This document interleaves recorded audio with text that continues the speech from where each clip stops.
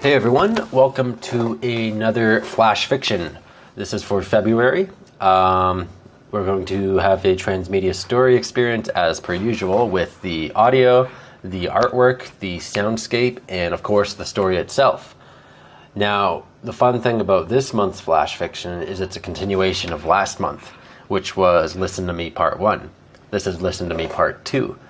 And if you don't remember the story from last month, there will be a link in the blog where you can click and listen to Part 1 or read Part 1. This is a end-of-the-world apocalyptic story that came to me in a dream, and a single Flash Fiction wasn't just good enough to do it justice. So here we are in a multi-part series. Now, last time we were with Janet and Craig in Mega Speed Print, and things were going pretty south for them. So let's pick up from where they left off and see where they go. So listen to me, Part 2. Janet and Craig stared at one another for several moments, while the sounds of screams echoed from the back room of the print shop. Only 2 rooms apart, someone's life was being taken away from them. Their co-workers, people who they saw every day, were now fighting for their lives, and Craig and Janet just stood in their office, listening. What do we do? Janet thought. She wanted to just run and get away from the chaos as quickly as she could. She also knew that there wasn't anywhere to go. The TV showed that the streets of London were far worse than the print shop, and the police weren't picking up the phone. I want to try my mum, Janet said, snagging the phone from Craig's hand. Craig scratched his neck and looked towards the entrance of the office. We might want to focus on what is right in front of us. Janet ignored his comment and punched the numbers of her mum's home line and waited. The phone rang for several moments before a crackly old voice picked up saying, "Hello, you've reached the residence of Lacey Harkovich." "Voicemail," Janet muttered, while pressing on the hook to dial a new number. She had friends, ex-boyfriends, and family. She wasn't alone in this situation and wasn't going to give up just yet. "Janet," Craig said.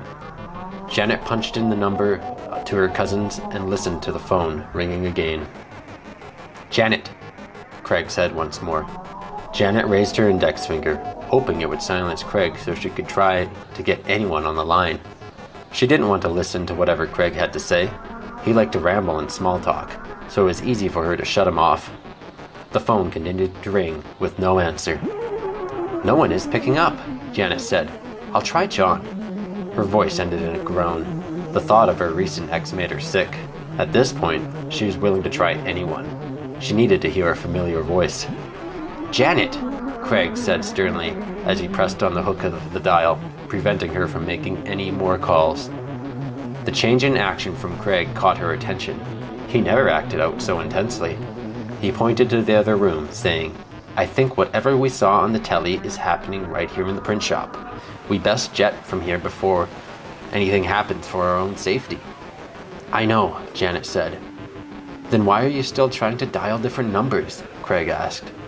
"I want to know if my loved ones are safe, I think." "So you tried John?" Craig asked, raising an eyebrow. Janet let out a sigh and looked to the ground. All right. I'm scared. What the hell is going on, Craig?" Craig pushed his glasses up with his finger, saying, "I don't know. But we probably shouldn't stick around here much longer. Whoever's out there in the back room is still here." He glanced around the office room, looking at the different desks. His eyes locked onto a hole puncher, and he rushed over to the desk and snagged the office supply.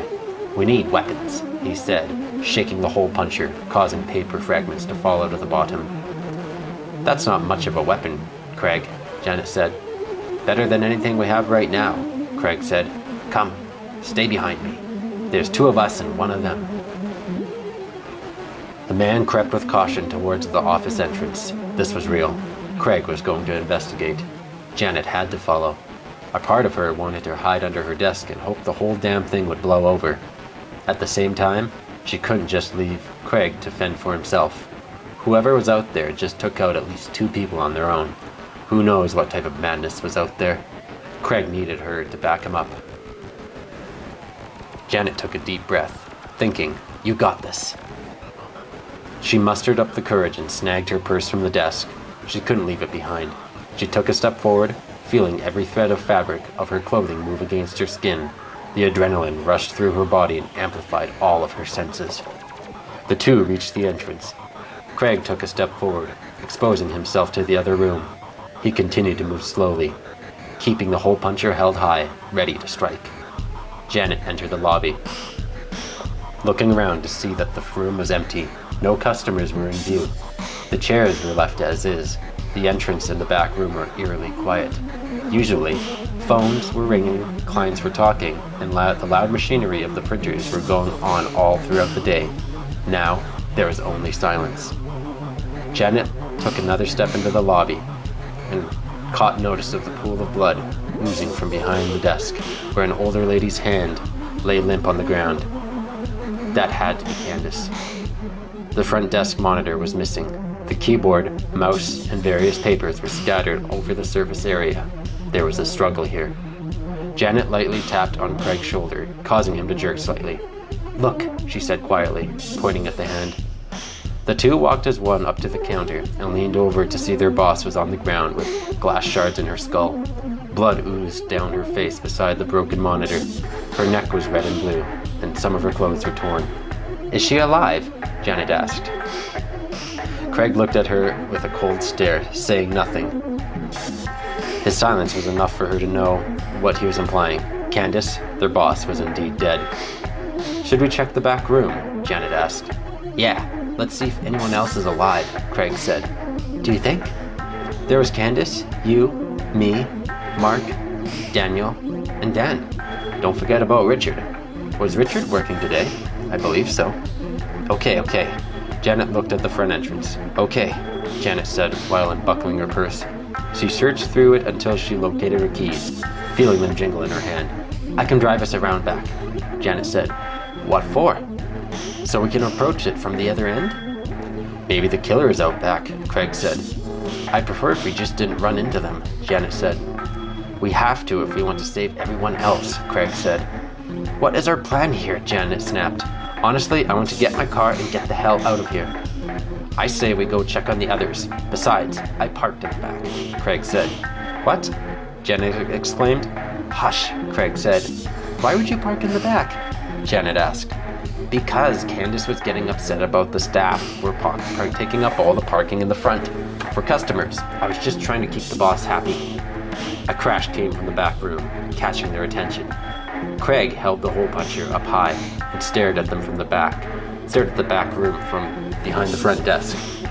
The printers and shelves stacked with empty paper stocks could be seen from the doorway. "Someone is back there," Craig said.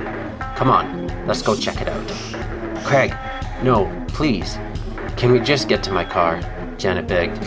Craig shook his head and took a step forward, and then another. Janet looked at the front entrance, and then at her co-worker who walked around the front desk, vastly approaching the back room doorway. She couldn't leave him behind.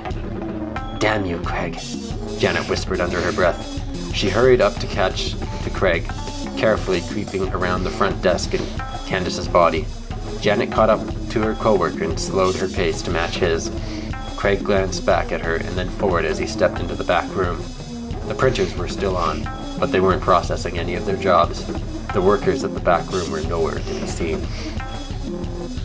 "Let's check the back, behind the next aisle, where the paper is kept," Craig said while walking towards the next aisle, separated by shelves of paper stock and completed print jobs.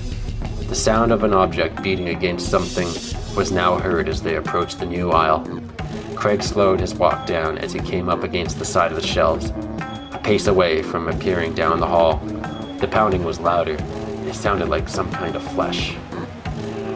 Craig looked at Janet and took a deep breath. Janet wasn't sure how she was supposed to react or what to expect on the other side of the shelf, but she knew they were soon to find out. "Careful," Craig said. As one.